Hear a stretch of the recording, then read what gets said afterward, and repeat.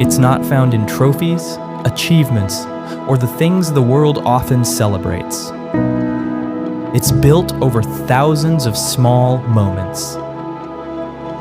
A prayer before bed.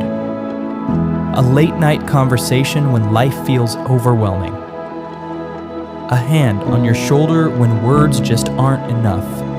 Little by little, day by day, a foundation is laid. It's the wisdom shared during ordinary days. The sacrifices that go unnoticed. The early mornings, the long hours, and the burdens carried quietly for the people who matter most. Every act of love, every moment of patience, and every act of faithfulness leaves a lasting mark. And through a father's strength, guidance, and sacrifice, we catch a glimpse of something greater, a reflection of our Heavenly Father. So today we honor the fathers, the grandfathers, the stepfathers, the mentors, and every man striving to lead well. Not perfectly, but faithfully. For the countless ways you've shown up, thank you. May you continue to lead with courage, serve with humility, and walk faithfully with Christ. Happy Father's Day.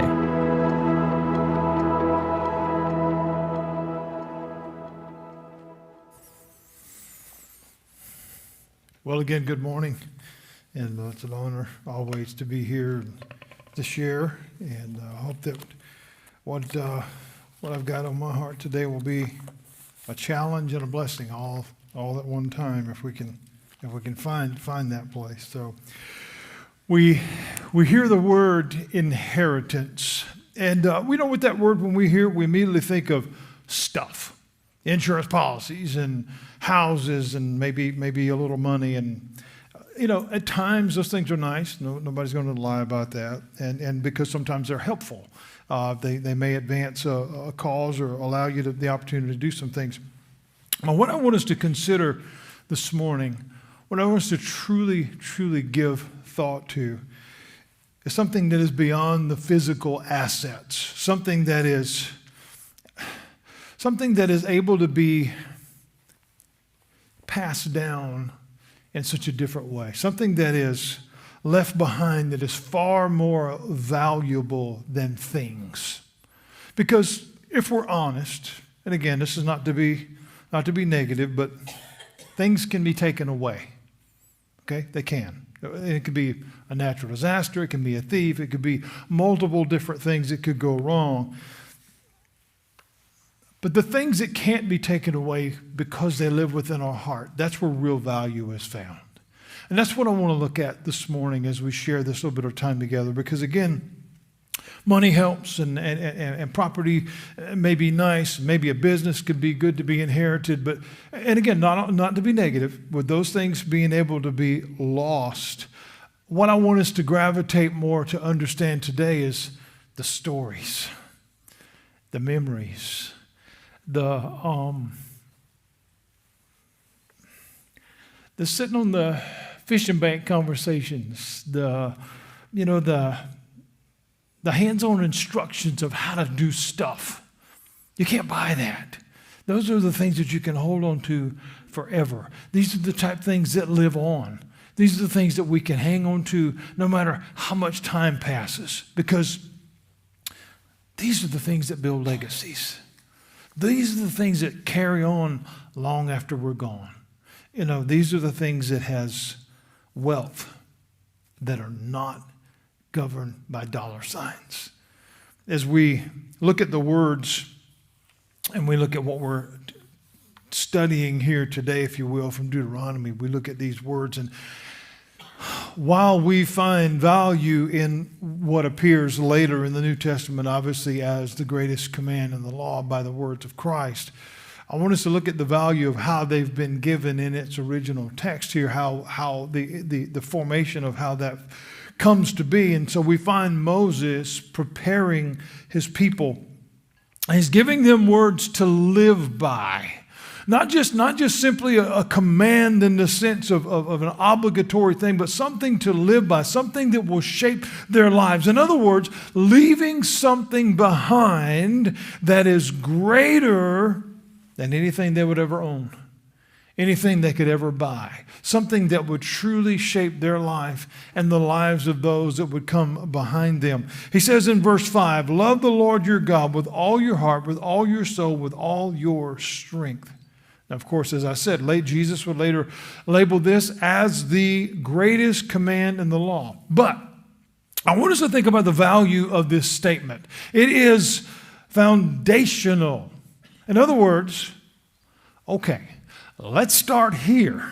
That's the message that he was giving them, is if we're going to look for generations to come, decades and centuries and millenniums and all this other stuff to come, where do we start? Let's start here, because this is where you find footing. This is where you find, again, foundational things that you can actually build on. It's that place that we finally learn to balance the bicycle.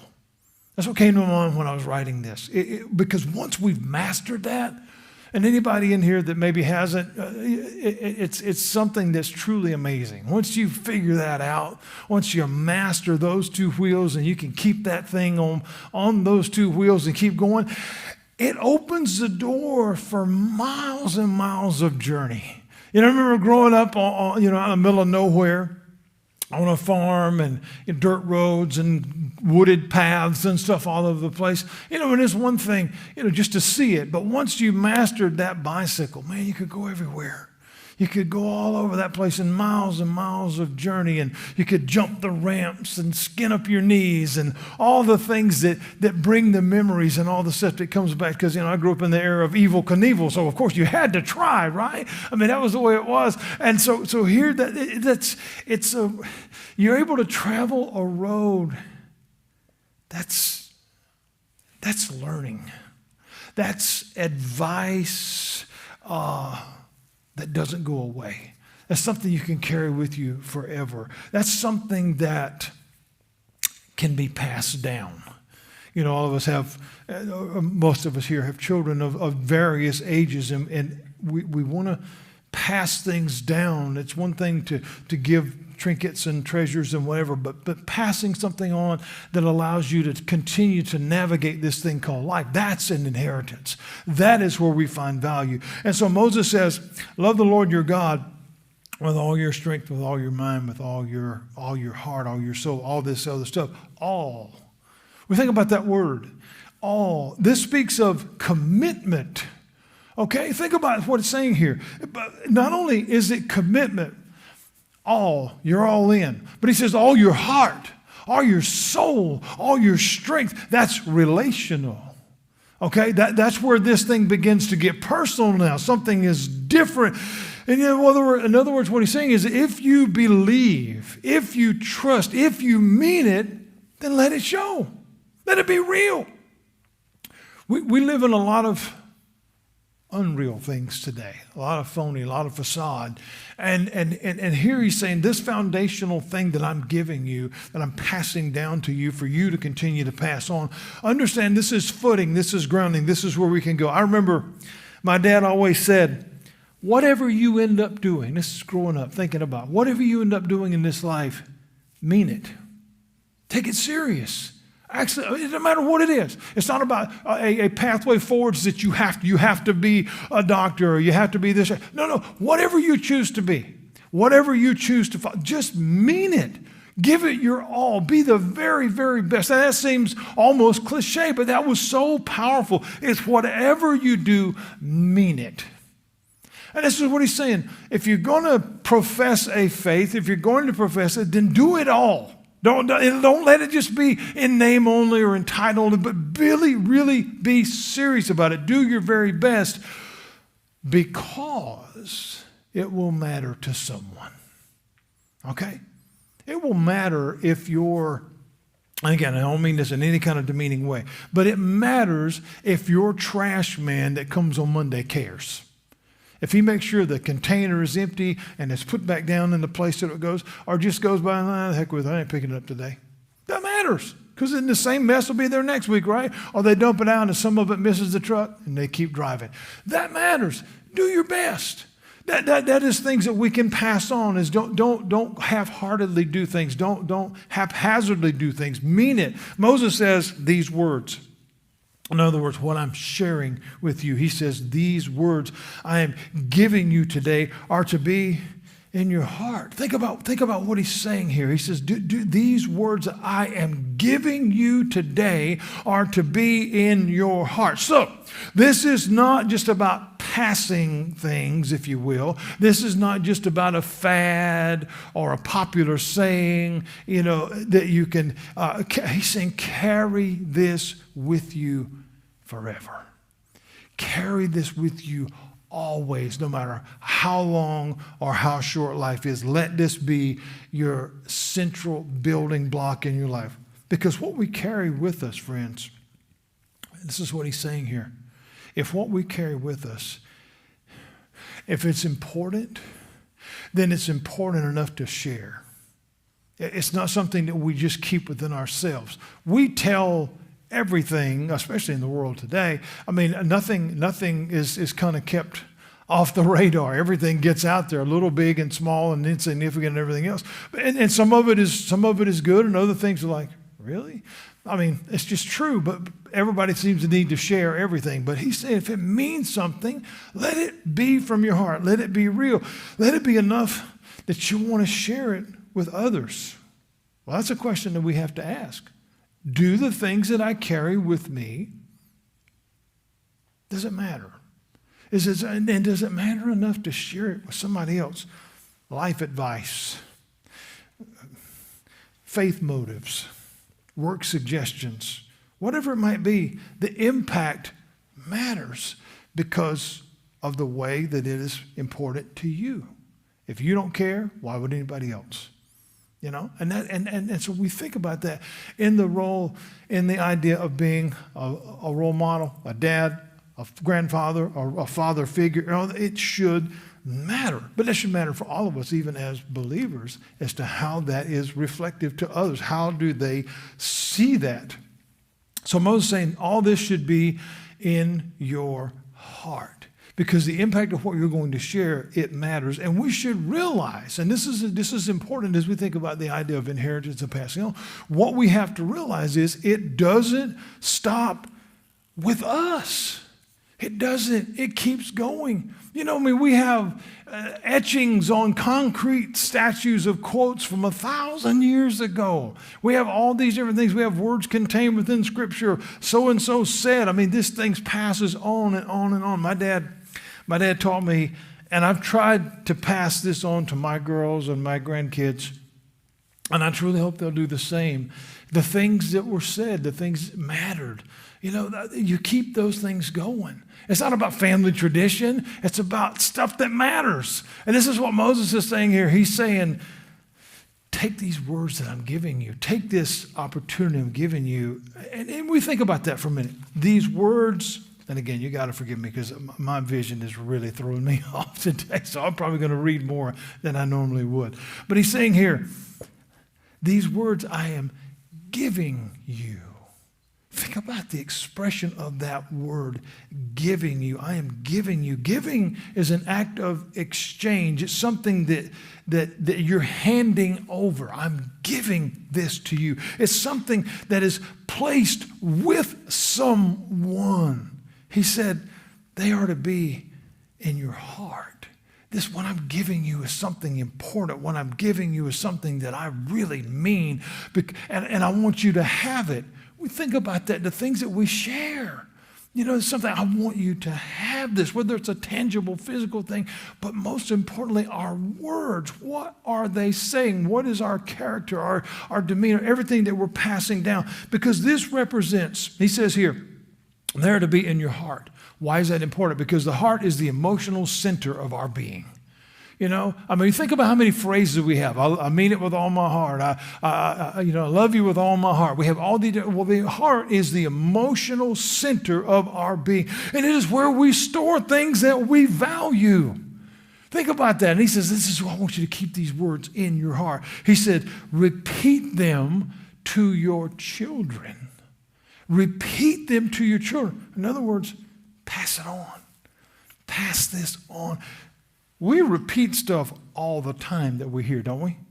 All the time. Headlines, have you heard? I mean, we do. We all the time. We repeat stuff all the time. Headlines, gossip, sports scores, jokes. But here we see a different kind of challenge. Here we see a different kind of challenge. We see the challenge that is presented is let's continue to pass stuff on that changes lives.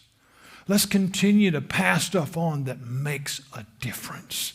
It's not that funny quirks and memories and stuff aren't fun. Because I share those kind of things all the time. But he's saying, pass these things on that'll change somebody's life. Keep this going. Talk about them, he says, when you sit at your house. Now, think about the concept of that. What is he saying here? Talk about them when you sit at your house. Is he saying to those that are listening, is he saying even to us today, now, when you're sitting in your house, when you're together, all you can do is read your Bible. All you can do is that. You can't watch TV. You can't play the radio. Every day is a sermon. It's Bible drill at breakfast. And it's, all. No, that's not what he's saying. That's not what he's saying at all. 10 Commandments at lunch. The Lord's Prayer before you go to bed. No. What is he talking about? What is he talking about? He's just talking about keep it real. Keep it real. Keep it going. In other words, if the love, which is to be with all the heart, with all the soul, with all the strength, all he's saying is that's not just on Sunday morning. Keep this present in your home. Keep this present in your life. Pass this on to your children and to your children's children and keep it going. What he's saying is let the example lived out daily make sure that it's real. And again, I don't think there's probably anything more important than that in the world today, because everything, and I've said this many times before, but everything today seems to have a question mark behind it. Everybody is that real? Do they really mean that? And it could be a multitude of things. It could go in every direction of everything. And Moses here is just trying to pass down. If we're going to say that we believe this, make sure that nobody questions it. Make sure that it's as real gets, because faith matters, as we know. Faith matters, can be a sensitive subject in the world today. What's real? Who's real? On and on and on. Because everything seems to be questioned. And it's sad that things continue to be found and exposed and whatever that causes those questions, and people really are struggling with different things. Moses here, as he's passing on this wisdom, he wants everyone who hears him to be serious, not only with these words and watching what we're doing and saying, but not only just with the words, but the words lived out. Many times we hear people say stuff, but their life don't match up with it at all. Okay? And we see that a lot in the world today, right? And it's almost like a character. It's almost like a portrayal of something that says, well, I hear what you're saying, but I don't see it. It's just not there. It don't match up. And that doesn't help anything or anybody, because that's not passing anything on that's worth passing on. It's like, just forget that. Let's not talk about that. Let's rewrite that chapter in history and let's leave that part out. What we leave behind matters. And I believe that with all my heart. What we leave behind matters. He says, talk about them. What is talking? Conversations. Conversations. Look at what he says. He said, talk about when you repeat them to your children. Talk about them when you sit in your house, when you walk along the road, when you lie down, when you get up. Think about what he's saying to us here. Think about how we carry this. Conversations. Some of my very, very favorite memories are conversations with my dad and my grandfathers. Both of them. I mean, they were the neatest old guys you ever meet. And I know everybody feels that way, special about somebody in their life. It may have been your dad, your granddad, whatever. But I just remember those are the things that stand out the most, because it's not what you didn't have or what, none of that. It's those moments that stand out.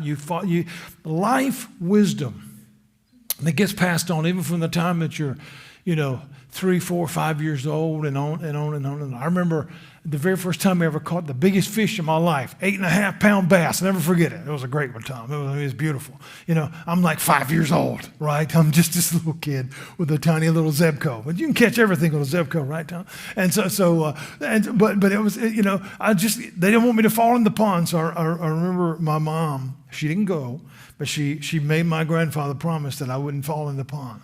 So my grandfather, being an engineer, if you will, he found a piece of rope and tied it to my belt loop and tied me to the bumper of the car. And that wasn't going to happen. But it's little things like that. Yeah, it's special memories, but it's like you improvise, you find ways, you make it work. And those are the things that you can't buy. Those are the things that you not only pass down from special memories, but it's those things that, it's the little things that matter. It's the little things that count, that they last forever. Moses says, talk about them when you sit down. Talk about them when you walk down the road, when you lie down, when you get up. This is not about being obnoxious. This is not about being overbearing. This is about being present. And we have such a deficit in that in the world today, because we've seen so many things take over presence anymore. About just being there, that how important that really is. We've let that go. Living stuff out that means something. That's so important. And I think we see that unfolding itself in this passage. I've shared with you before the story when I was last couple of years on the road as an officer. There was one of the city council people that was on the city council. And he drove around in a car in the little town that we were in with a tag on the front of that car that said, "I love Jesus." That was the most miserable, mean, hateful human being I've ever known in my life. There was nothing about his demeanor, and I don't say that to be crude, but it was just true. There was nothing about his demeanor, nothing about his expression that was anything close to loving anybody, much less Jesus. Okay? Let it be real. What we see, what we find, and what we have in this challenge, in this message, if you will, from Moses, is that faith was never just meant to be expressed at church service. It's about what we do when we leave here. That's what people see. I mean, if we see each other expressing stuff in here, well, that's normal. That's what you're supposed to do right here, right?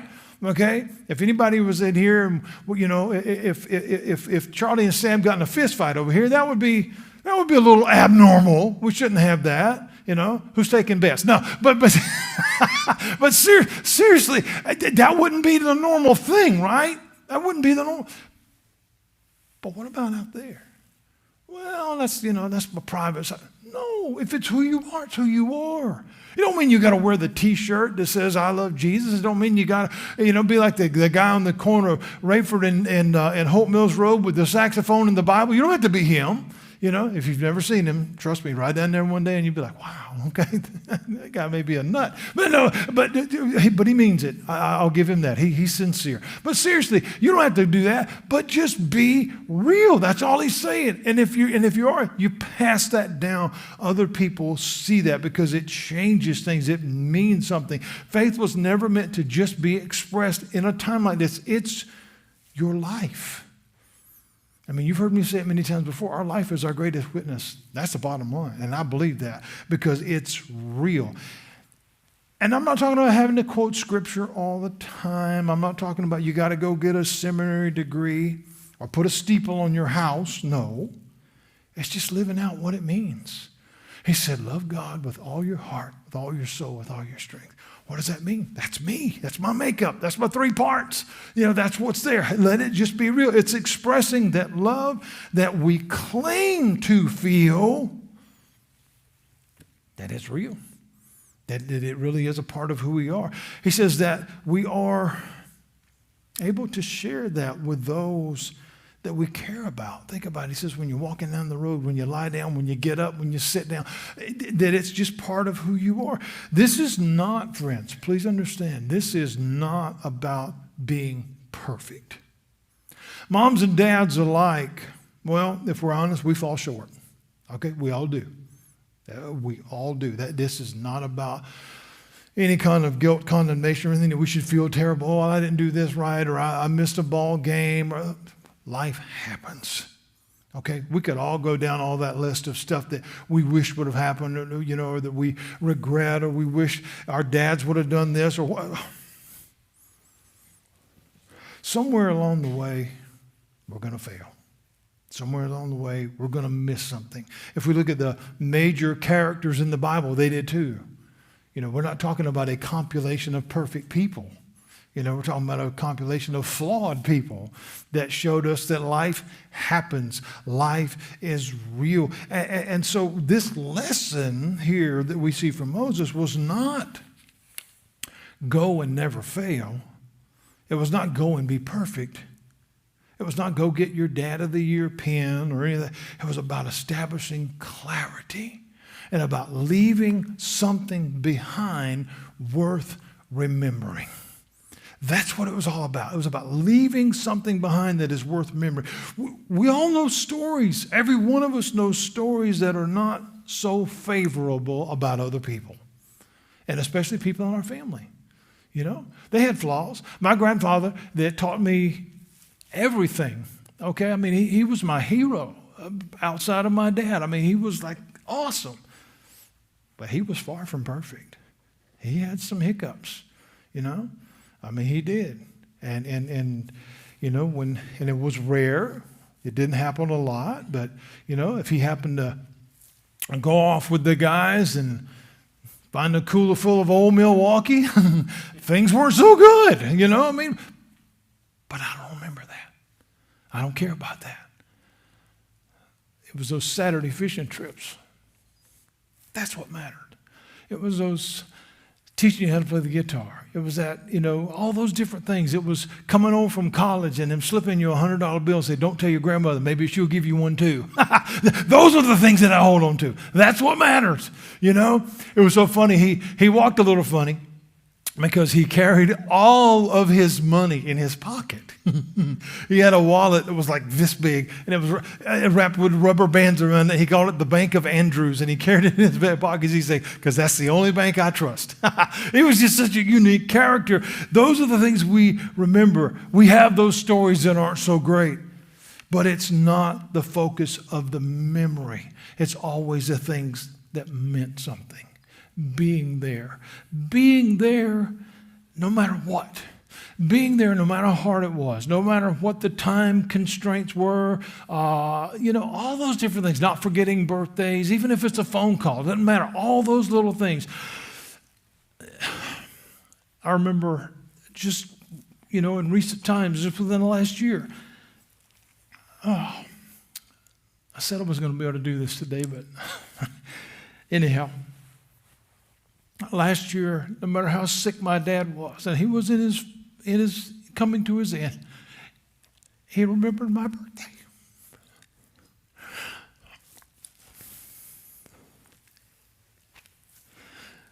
It's the little things. That's what we leave behind. We leave behind the stuff that matters. We get so caught up in the nonsense of this world, in the expectation of this world. You got to do this, you got to have that, all this other stuff, and we lose the value of the things that matter. So when Moses here says, talk about this stuff, pass this stuff down, whether you're laying down, whether you're sitting down, whether you're walking down the road, those are the things that count. He simply means live out who you are. That's what matters. Live that out. Because again, we measure today by how much one gives. And that really comes into the equation of finances.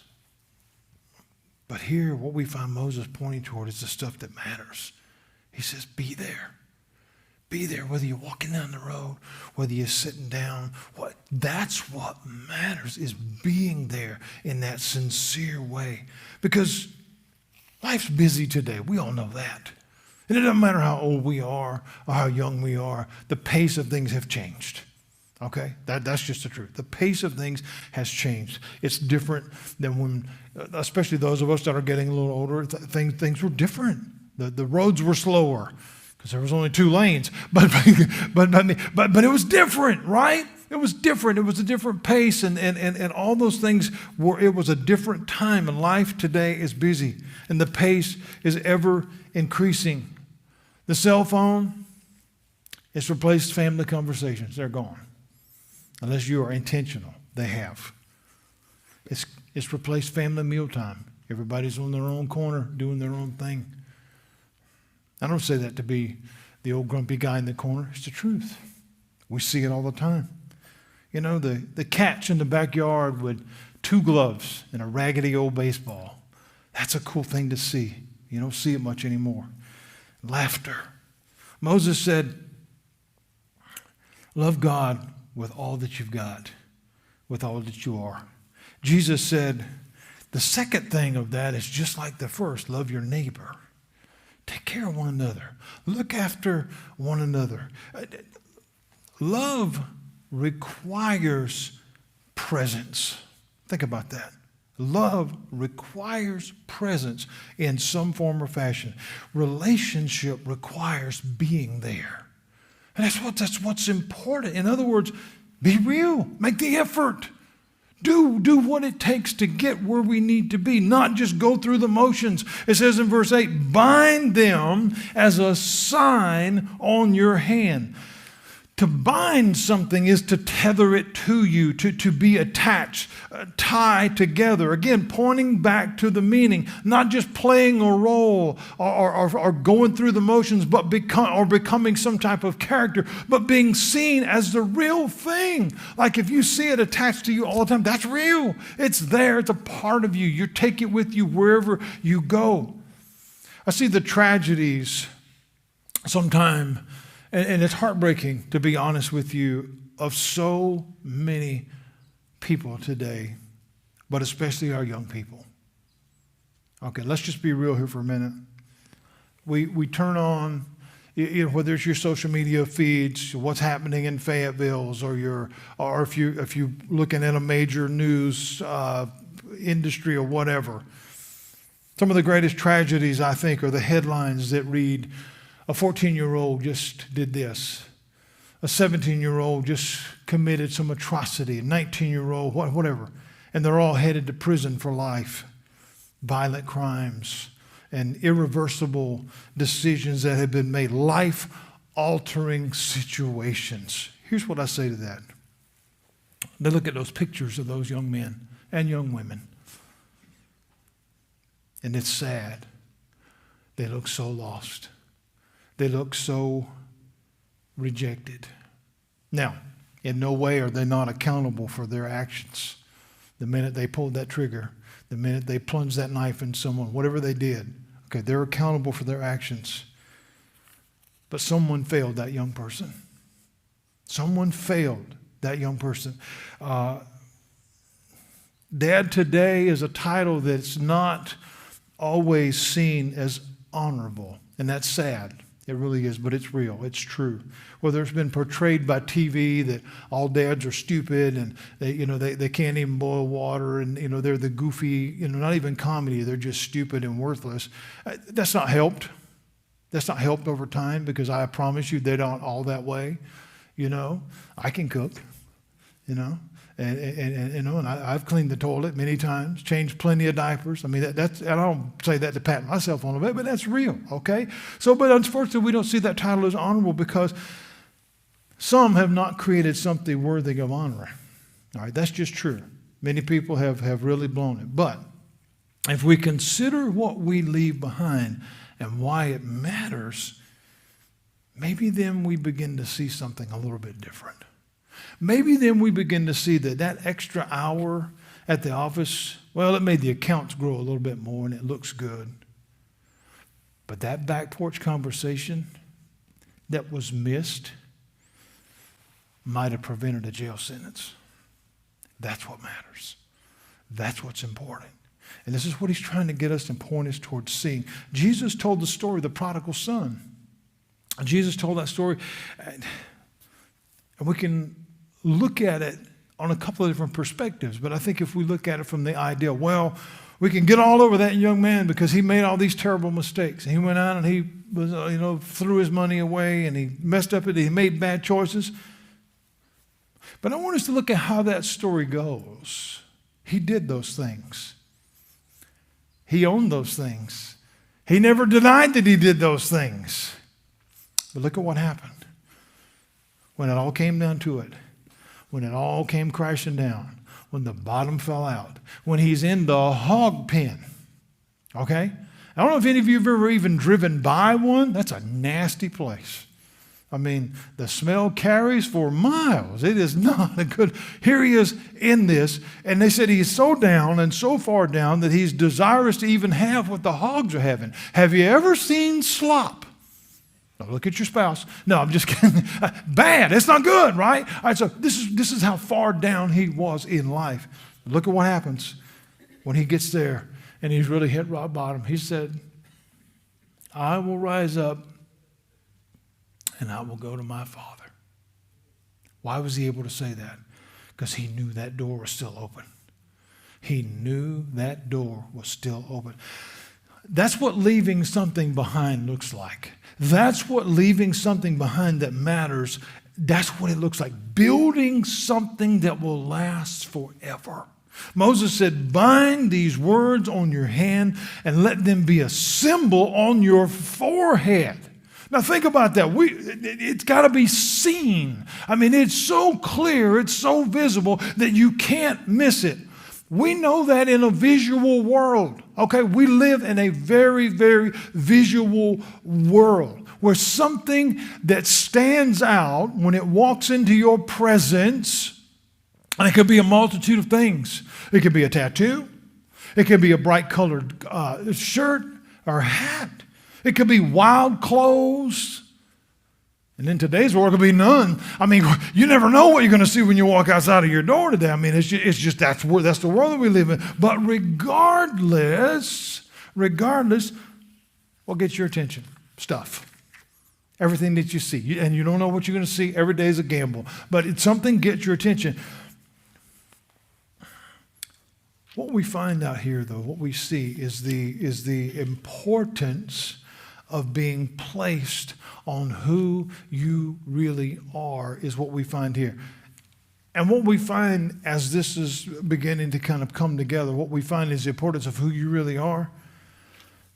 Wear that. Wear that outwardly. Let that be seen. Don't be ashamed of that. Let that be you. Let that be seen. Write them on the doorstep of your house, he says. That's the entryway to where you live. And let me tell you something. If you've ever, and I have, of course, all my years on the road, and even in my years of ministry, oftentimes, the entryway into where you live gives the impression of what's inside. Okay? If you walk up and everything is a pile of rubble and junk and falling down, there's a very, very strong possibility that what's inside that door is going to be no different, okay? Sometimes it can be a surprise, but oftentimes the entryway into your life is very much the same thing. He's saying here, write this on the doorpost of your house. Who are you? What is the entryway there? What do people see? How is that defined? How clear is that? He said, write it on the doorpost of your house and write it on your city gates. Think about this for a minute, friends. Headlines lately, let's just be honest, headlines lately do not help the reputation of our fair city of Fayetteville. They don't. You know, every day, 2 people found shot over here, this happened over here, that happened. It's terrible, okay? Drugs and violence, corruptions and murders and insane traffic, none of those are good things. None of those are favorable. I want us to think about this. As we consider our legacies, as we consider our legacies, this holds true for both of us, mom, dads, and alike, grandma, grandpa, everybody. Here's the question. What do we leave behind? What are we going to leave behind? I'm not talking about tangibles. I'm not talking about trinkets and insurance policies. Those are nice. Those are fine. But what about values? What about faith? What about love? What about presence? What about memories? What about open doors? How about seats on the back porch? How about opportunities to be there? Possessions and things, friends, they fade away. They do. After a while, they do. Memories last forever. They do. They really, really do. Your memory don't, but the memories last forever. They just keep getting passed on and passed on. It's a challenge worth talking about. It really is. Not everyone has had, or even has maybe today, a good dad. Let's just be real. All right, that is not always the case. So it would be foolish to put that on a stereotype and say all of them are great, because that's not true. All right, it's not. But what I will say in a challenge is, regardless of the status of that, that does not prevent you from being one. Whether it's mom or dad, nothing, no matter which side of that equation falls, if one didn't work out well, that doesn't keep you from doing it. Let it start with you. You know, there's an old Christmas song that said, let there be peace on earth, let it begin with me. Okay? We require that, or we desire that, we want that. So as we consider what we leave, and all consider what we build, legacies can last forever, but it truly depends on the foundation that they're built on. It really, really does, because they can be good or bad. I want to read something. I'm going to try my best to get through this, because it's for me, it's just emotional. But I want to read something as I close, and I want you to think about these words. A lady named Kim Williams and a man named Doug Johnson. You've probably never heard of either one of those names unless you just have friends that happen to have that name. But they wrote these words down over 20 years ago on paper that tells a great story. It really does. These same words, though, when placed in the hands of an artist by the name of Randy Travis, created not only a hit song, but in many ways, I believe it preached a sermon. It really did. I believe it preached a sermon that doesn't have one scripture in it, but it gives a message that changes our life when we listen to what is actually said. So listen to these words. And you've probably heard it on the radio, but I want you to listen to these words as they're recited and understand the story that is told here. A farmer and a teacher, a hooker and a preacher. I said it. She wondered if I could say it there. Okay, a farmer and a teacher, a hooker and a preacher, riding on a midnight train bound for Mexico, midnight bus bound for Mexico. One's headed for a vacation, one for higher education, but two of them were searching for lost souls. That driver never ever saw the stop sign, and 18-wheelers can't stop on a dime. There are 3 wooden crosses on the right side of the highway. Why there's not 4 of them, heaven only knows. I guess it's not what you take when you leave this world behind you, but it's what you leave behind you when you go. The farmer left a harvest, a home and 80 acres, the faith and love for growing things in his young son's heart. That teacher left her wisdom in the mind of lots of children and did her best to give them all a brand new start. And that preacher whispered, "Can't you see the promised land?" as he laid his bloodstained Bible in that hooker's hand. There are 3 wooden crosses on the right side of the highway. Why there's not 4 of them, heaven only knows. I guess it's not what you take when you leave this world behind you. It's what you leave behind you when you go. That's the story our preacher told last Sunday as he held that bloodstained Bible up for all of us to see. He said, bless the farmer and the teacher and the preacher who gave this, who gave this Bible to my mom, who read it to me. The 3 wooden crosses on the right side of the highway. Why there's not 4 of them, now I guess we know. It's not what you take when you leave this world behind you. It's what you leave behind you when you go. I hope that leaves something with you. I'm sorry for my emotion today. As we think about this final song, as they prepare to share this time with us, today wasn't heavy on theology. Today wasn't even necessarily a Bible lesson. But if we think about what was said in this passage from Deuteronomy, love God with all your heart, your strength, and your soul, it defines who we are, not just as believers, as people of faith and what have you, but there's something deeper there. There's something bigger than me. That's what it's really sharing. And it's saying if that means anything, then wear that outwardly.